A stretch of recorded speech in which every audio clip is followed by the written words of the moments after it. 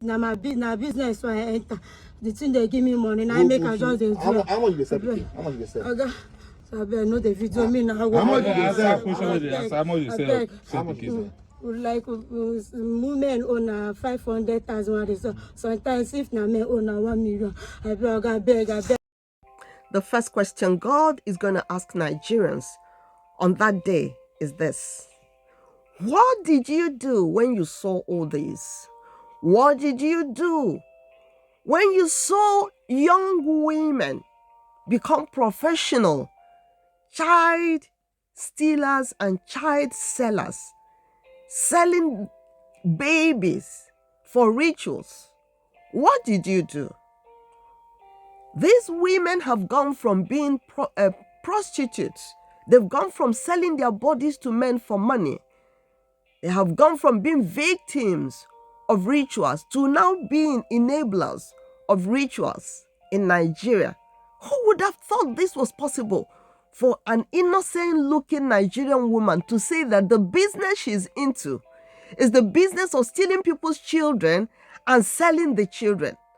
She says, now my business, if they give me money, can you imagine, can you even begin to fathom how this is possible in a country that is filled with churches, filled with born-agains? Everybody is born again, talking. How is that possible? How did this happen? God is going to ask every Nigerian, what did you do when you saw this happening? We name our children Esther, Moses, Elijah, the names of the people who did things in the Bible, people who stood out and said, look, I must do something about this evil.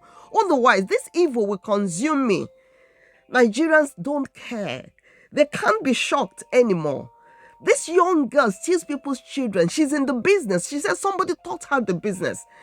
And in her story, she said that the person who taught her the business was caught. The person was caught and set ablaze. Yet, she had the mind to continue doing the business.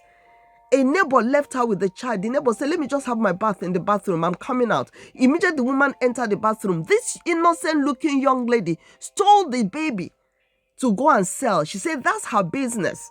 She sells females for 500,000, sometimes 600,000 naira. And that she sells male children for 1 million naira. And they end up in the ritualist den. And politicians patronize the ritualists. They patronize them for power, for money in Nigeria. God is going to ask you. Remember in Matthew 25, God said to people, you saw me hungry. He said, on the last day, I will say to you, you saw me hungry and you didn't feed me. You saw me naked and you didn't clothe me. You saw me homeless. You didn't give me shelter. He said, you're going to say, when did we see you hungry? When did we see you sick? No, we didn't do that. Say, whatever you did for the least of these ones, you did for me. Whatever you did for people around you, how can you claim you love God when you don't love the people around you? When you see evil happening, you need to raise your voice. Esther spoke out. Moses spoke out. Elijah spoke out. We all have Facebook platforms where we show off ourselves, we show off our acquisitions, we abuse one another on Facebook, we show off the latest trends and all that. Yet, the platform we have that we can use to expose this evil going on in Nigeria, at least speak out. Speak out even if you don't have access to the government. By the time everybody is speaking out about what is going on, the government will be forced to do something. Oh yes, obviously the government have compromised. On the right-hand side of your screen, you see a man standing in front of his burnt house. Homes being burnt in Plateau State daily, being burnt in Benue State daily by bandits and terrorists and headsmen that are sponsored by politicians and people in positions of power. They are sponsoring them, say, go and set villages ablaze, set the people ablaze so that they can run away. Years ago, a lady lamented. She said, my father and mother were burnt in our home in Benue State.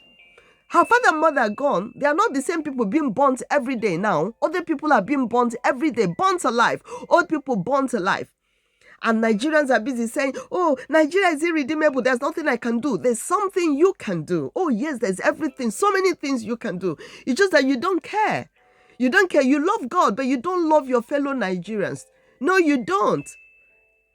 I remember, oh my word, I remember vividly the revelation I had in Nigeria before I traveled out. I was in a revelation. I was kidnapped along with other people and we're kept in a big home. I said, what did we do? I didn't do anything. I woke up from that dream saying, what's the meaning of this? I didn't know kidnapping would become the order of the day in Nigeria. At that time, there was no kidnapping. It was during Jonathan's era. There was nothing like bandits coming to take over people's lands and villages. They are renaming the villages. When they slaughter people, set them ablaze, they rename the villages and take over.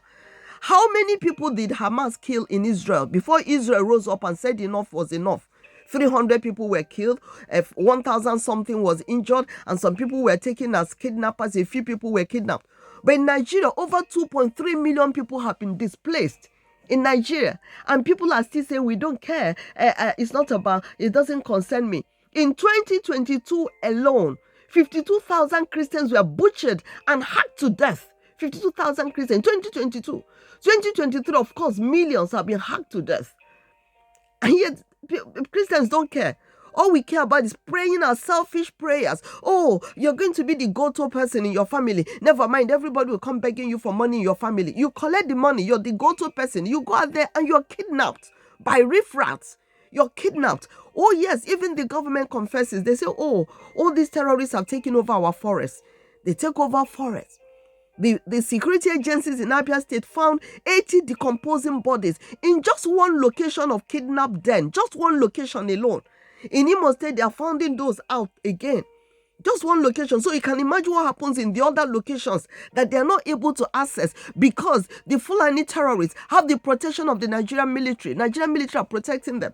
And you're just there saying, what can we do? There's nothing I can do. I cannot say anything. Young men are being caught in hotel rooms, butchering young girls. They say we just lure them with fanciful things.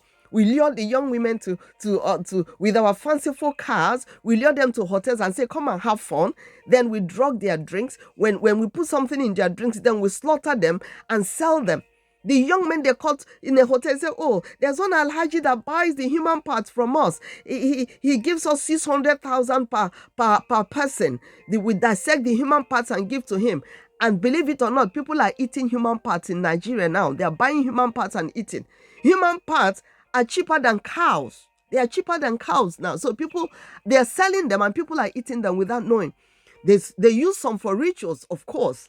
That's what is going on. And you're saying there's nothing I can do. There's nothing. God is going to ask you on the last day. What did you do when you saw my people being displaced? 2.3 million people displaced in just Plateau State alone. Think about the other parts of the country that they have been displacing. Think about in Benue State that they have been displacing people and nobody cares. The ministers of God are not speaking. They are not talking. The only person speaking out is Father Matthew Kuka and other unknown ministers. The known ones, no. They are still telling you, receive your millions, receive your dollars, receive. They are still telling you that. When people are being slaughtered, you receive your millions and your dollars, and what happens? You go out to the road, riffraffs capture you. Oh yes, Bishop Kuka raised his voice and said, the killers who are killing people and taking over villages, they are professionals. These are professional killers. And their sponsors are amongst us. We have a new government in Nigeria. He's not willing to do anything because the Fulanis put him in power. And the Fulanis are the ones killing to take over the whole country. They've sworn they will take over Nigeria from north to south. And you are keeping quiet. Say, there's nothing I can do. There's nothing I can do. Over 5,000 Christians killed in a month already. In Nigeria, slaughtered, hacked to death. Men are being slaughtered in their farms. The other day, a pastor was slaughtered in his farm by these riffraffs with their cows, and their cows were destroying his farm. He said, why are you doing this? God is going to ask every Nigerian, what did you do? Did you speak out? Did you raise a voice? When I was being killed, I was being displaced, I was being set ablaze, I was being butchered and used for rituals. What did you do? Because these people being killed, as long as you don't do anything about them, you have refused to honor the God you call upon. You have refused to honor God, and you're just being a hypocrite. You don't know God. You don't love God. As long as you don't love the people you see, your fellow countrymen and women. Look at what a young lady is doing, stealing people's children and selling them for ritual. She says, it's my business. It's the business I'm doing, because she's making money from the business. And she's pleading for them to, please forgive me, leave me. So she wants to leave, but she's able to kill other people and shut down destinies.